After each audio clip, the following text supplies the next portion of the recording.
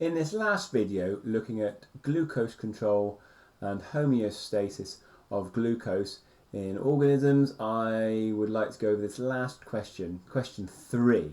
So, to do so, we need to prep the question, and it simply reads like this. Adrenaline binds to receptors in the plasma membrane of liver cells. Explain how this causes blood glucose concentration to increase.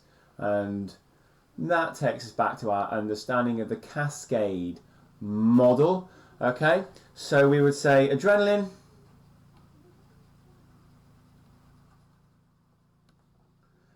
binds to the special receptor. We know that receptor from our previous lesson. So that binds, which is called adenylate cyclase.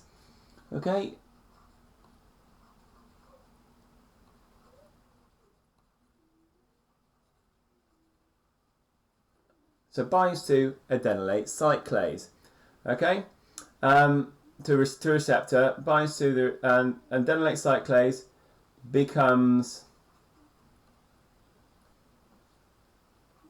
binds to receptors, and adenylate cyclase becomes activated. The activated adenylate cyclase,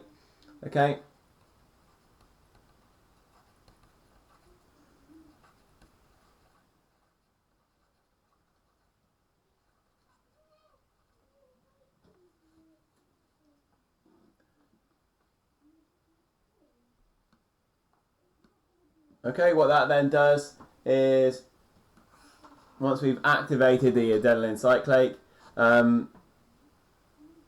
that then converts ATP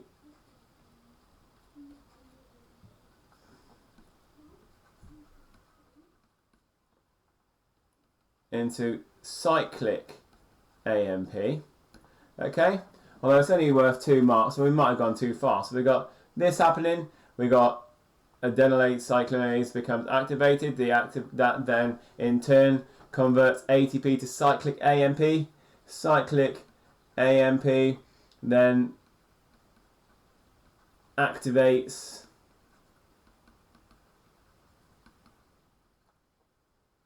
inactive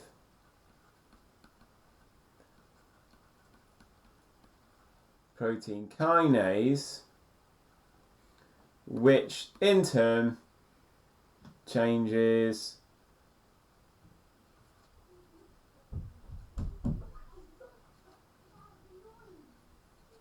glycogen into glucose. So the adrenaline does the same thing as the glucagon did. So the glucagon changes the glycogen in glucose, but in the same way it activates the same secondary response. So the adrenaline binds to receptors, which change the adenylate cyclase into activated form. The activated form then converts ATP into cyclic AMP, and the cyclic AMP then activates an inactive form of protein kinase. The other thing it also does is it also causes now that there we call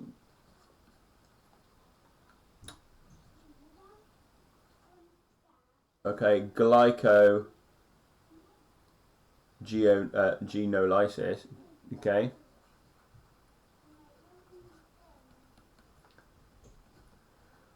So it causes glyconeogenesis, glycogenolysis, a breakdown of glycogen, the breakdown of glycogen lysis.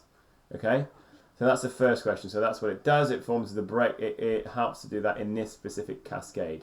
The next question says, scientists made an artificial gene which codes for insulin. It's a gene. Now it's important here, we're thinking about the genes. They put the gene into a virus, that's our vector, which was injected into rats with type 1 diabetes. The virus was harmless to the rats and carried the gene into the cells of the rats. Okay, the virus is harmless to the rats. Harmless to the rats. Virus was harmless to the rats. Okay, the treated rats produced insulin for up to 8 months and showed no side effects at all. The scientists measured the blood glucose concentration of the rats in regular intervals while the rats were producing the insulin. The blood glucose concentrations were normal. Okay, the question says the rats were not fed for at least 6 hours. Why? Well, that's an easy question because breakdown of food. Okay, produces glucose, which would affect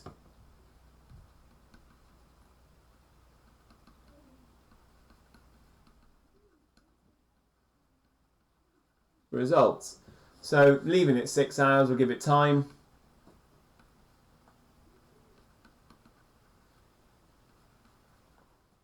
for glucose levels to be normal. Okay. Otherwise, if they didn't, there might be a spike after a food. So you think there'll be the insulin might be affecting the level of glucose and not the fact that you've just eaten. Okay. The next thing we look at, the next question. The rats used in this investigation had type 1 diabetes from this gene therapy may be less effective than type 2. Well, explain why. Well, that's the key thing about diabetes. Okay, type 2 is failure to respond to insulin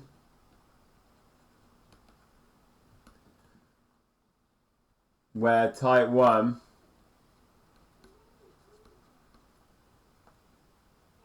failure to make.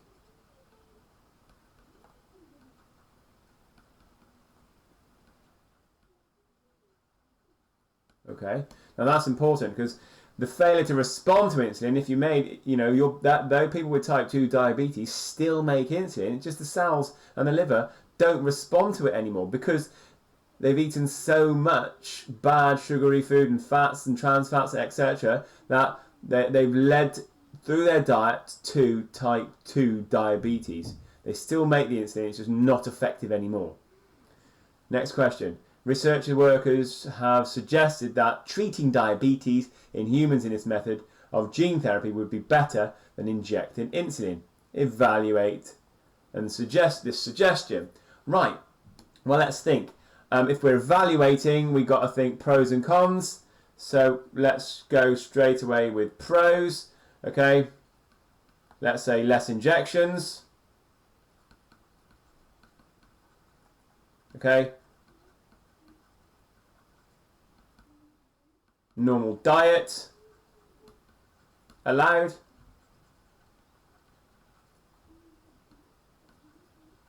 Less or no need to measure blood glucose levels. Because if you happen to inject insulin, you need to check after each meal whether or not your levels are too high or too low. Okay, so if it was, and therefore if you go with a meal, you have to inject, you might have to inject insulin at that point, or you have to check if you've waited a while and you haven't eaten for a while, you have to measure your insulin levels, or after a meal, measure your insulin levels, measure your glucose levels to see if you need to take insulin. Okay, you don't have to do that if you have this gene therapy. But the cons, well, this whole thing was done on rats. Humans are not rats.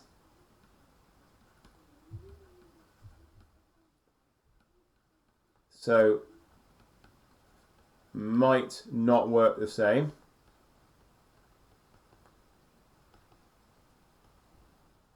It said earlier in the question that it had no side effects in the rats, but you never know, there might be side effects in the humans.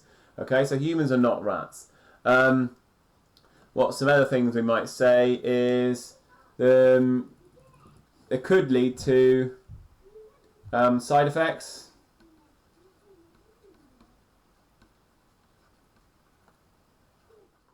Or cancer.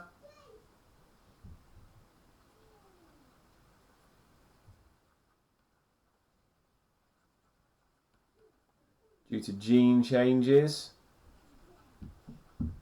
Remembering we're using a vector to insert a gene, that gene change might lead to some kind of change. Okay? And there may be longer term effects not known.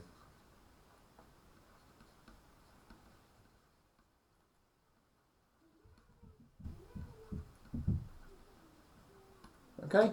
And that was an easy, simple question at the end. Okay? Excellent.